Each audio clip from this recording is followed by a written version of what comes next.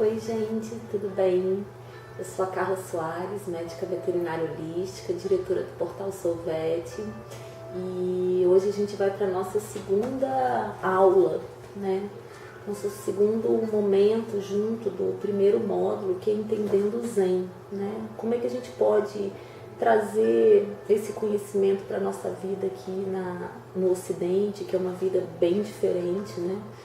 Mas eu percebo que muitas coisas que a gente vive aqui no Ocidente nos trazem para um sofrimento muito profundo, né? E quando a gente começa a entender alguns ensinamentos milenares de grandes mestres, de grandes avatares, né? De pessoas que conseguiram se iluminar, transcender a matéria, transcender o entendimento da morte, a gente consegue ressignificar, né, várias questões e fazer esse link, essa conexão. Então, na nossa primeira aula, a gente entendeu o que é o Zen. Para os que não assistiram, o Zen ele não é uma religião, ele não é uma filosofia, ele é um vazio, porém é um vazio que veio da união, né, do budismo, do Siddhartha Gautama, com a filosofia taoísta clássica chinesa do Lao Tzu, né? Então, esses dois conceitos se encontraram, se infundiram, né? E a partir daí a gente tem um entendimento do que é o Zen. E nessa segunda aula nossa de hoje, a gente vai falar sobre um grande mestre, né? Diz a lenda que foi um mestre que foi praticamente um sucessor de Buda, né? Que foi o Bodhidharma. O Bodhidharma ele foi um mestre, ele nasceu na Índia também, e era uma pessoa rica que veio de um império também, de um rei, ele era filho de um rei, e ele foi crescendo, né? Muito, normalmente as histórias são bem parecidas, mas ele também, como o Buda, cresceu dentro de um império rico, próspero, mas que vazio, que não trazia as respostas existenciais dele. E quando ele atingiu uma idade que ele já podia caminhar sozinho, né, seguir a sua própria vida, o Bodhidharma chegou para o seu pai e falou: pai, se você não pode impedir a minha morte, então eu preciso seguir, né? Nada vai me segurar, eu preciso ver, entender o mundo para que eu consiga transcender esse fim, né? Porque a morte para eles era um fim. Então ele decidiu ser nômade, andarilho e buscar suas próprias questões existenciais de forma que ele tivesse um outro entendimento do que é a morte, do que é a vida, enfim. E aí Bodhidharma foi, né, seguiu seu caminho, saiu da Índia e foi migrando para a China.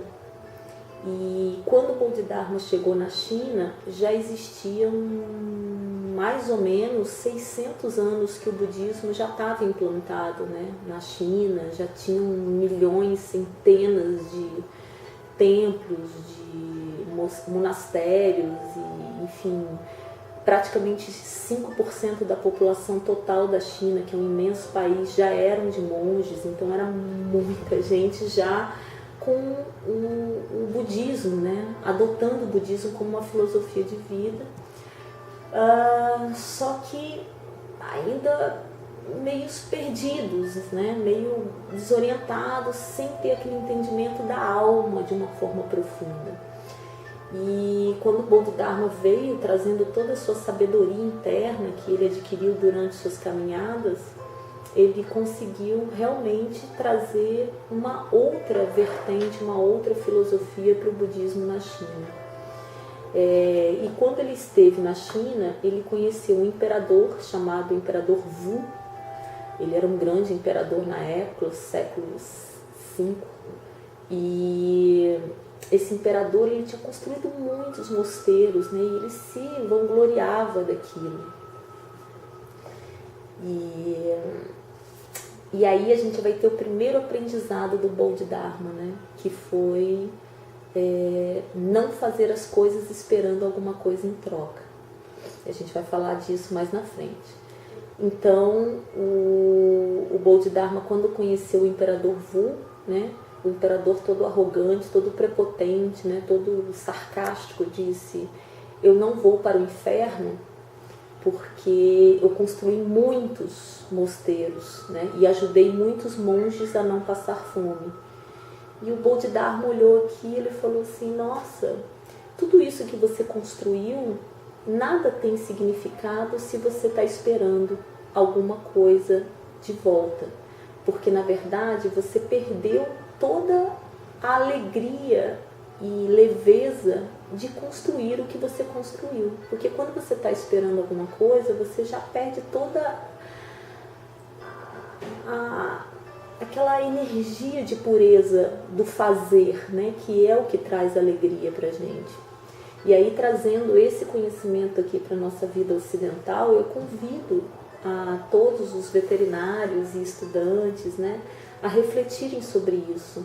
Você está construindo a sua vida pautada em quê? Em ter alguma coisa de volta, né, de retorno, reconhecimento, ou você está alegre, leve na sua caminhada, deixando que as coisas fluam, porque a colheita sempre vai ter. É natural que tenha, né? Tudo que você faz sempre tem um retorno. Todo esforço, toda energia empenhada que você tem na sua vida profissional, ela vai te dar um retorno, mas não fique esperando. Porque geralmente as frustrações e toda a dor, ela vem dessa ansiedade em esperar que a coisa venha no seu tempo, e mais do que isso, venha do seu jeito. Quer dizer, não existe o seu jeito, né? Existe um jeito que vem e que a gente tem que estar aberto para receber aquilo. Então, o imperador, apesar de ter construído todo aquele império, né, em torno do budismo, ele era um homem totalmente transtornado, infeliz, ele não tinha paz, porque ele estava sempre esperando aquele retorno, né? Então, esse foi o primeiro ensinamento do Bodhidharma, né, para o imperador. E o imperador já ficou, né, todo sensibilizado, todo desarmado. E aí foi quando o imperador ele chegou pro Bodhidharma e falou assim: então, por favor, grande mestre, me ensine a ter paz. E o Bodhidharma, muito sábio, falou assim: então me encontre às 4 da manhã num templo X. E o imperador falou assim: eu vou, mas mesmo assim ele estava muito relutante. E ele colocou a aparência do Bodhidharma, olha como são as coisas, né, como uma resistência para não ir encontrar o Bodhidharma. Por quê?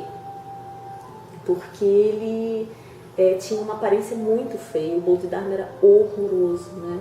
Algumas lendas, alguns livros dizem que ele parecia um monstro, assim, de olhos grandes, deformados, né? Mas ele era muito sábio, tinha um coração lindo. E o imperador ficou muito receioso de encontrar aquela figura escabrosa, né, às 4 horas da manhã, num templo onde não tinha ninguém. Mas ele foi, né? Ele foi, encontrou o Bodhidharma, e o Bodhidharma falou: agora sente-se e eu ficarei aqui ao seu lado. E a hora que você controlar a sua mente, o meu cajado fará o resto. E aí o imperador Vu sentou lá em posição de lótus e ficou naquele estado meditativo. E ficou, e ficou, e ficou. O dia amanheceu e foi passando as horas. E ele tentando entender o que estava se passando na mente dele, né? Vinham vários flashes de vários pensamentos e tal. E passou uma determinada hora, o Bodhidharma chegou, encostou no imperador e falou assim: pode abrir seus olhos, você já está pronto. Aí o imperador olhou assim: mas como eu já estou pronto, né? Se eu o tempo todo estava tentando segurar os meus pensamentos e a minha mente. Aí o Bodhidharma falou assim: mas é justamente isso. quando você tem a consciência de que você tem uma mente, você consegue controlar seus pensamentos, né? Então, esse foi o segundo grande ensinamento do Bodhidharma para o imperador, e ele deixa esse legado mostrando que quando você não tem domínio, você fica à mercê dos seus pensamentos, à mercê da sua mente. Quando você se torna um observador da sua própria mente, então você consegue ter um certo domínio sobre ela e você consegue deixá-la de uma forma passiva e não se identificar com tudo que vem na sua mente, né? Então esse foi o grande segundo ensinamento, né, do Bodhidharma.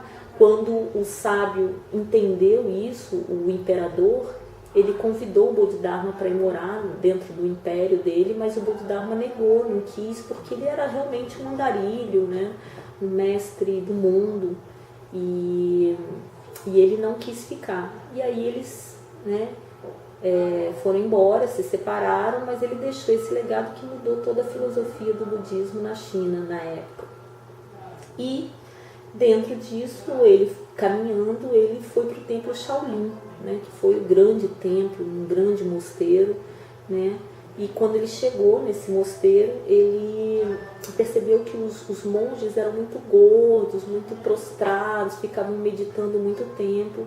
E foi quando o Bodhidharma decidiu implantar as artes marciais dentro do mosteiro Shaolin, que foi o Kung Fu Shaolin, que é toda uma filosofia. Claro que quando chegou no Ocidente virou uma bosta, né, praticamente, porque as pessoas confundiram aquilo como realmente, unicamente como uma arte marcial, mas ela não é só uma arte marcial, né? O Kung Fu, ele é uma filosofia onde você tem a prática física e a prática meditativa, né? Você une a mente, o espírito, o corpo, né? E realmente os monges mudaram muito com as lutas, né? E melhoraram muito sua força interior.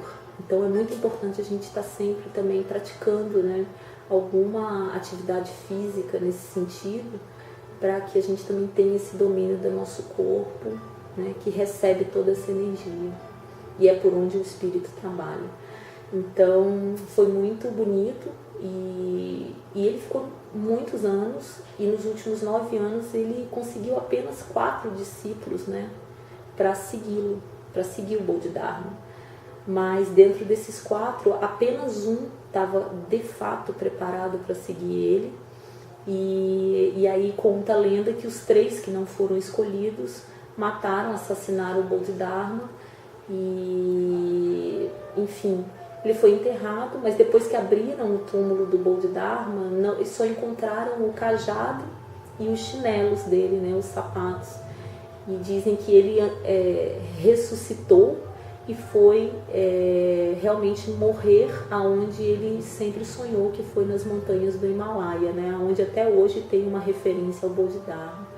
Então ele foi realmente um grande mestre, né? Porque ele nos ensinou a percorrer sem se apegar e sem esperar nada de volta, né? Então esse é o convite que eu faço a todos vocês como médicos, né? Sejam médicos, façam o caminho de vocês, mas não esperem nada de volta, porque o retorno é natural, mas ele vem no seu tempo, ele vem na sua medida, ele vem na sua energia, mas não do seu jeito, tá bom? E isso nos gera bem menos frustração e bem menos dor, tá bom? Então um grande beijo para vocês e a gente se encontra na nossa próxima aula sobre o Zen.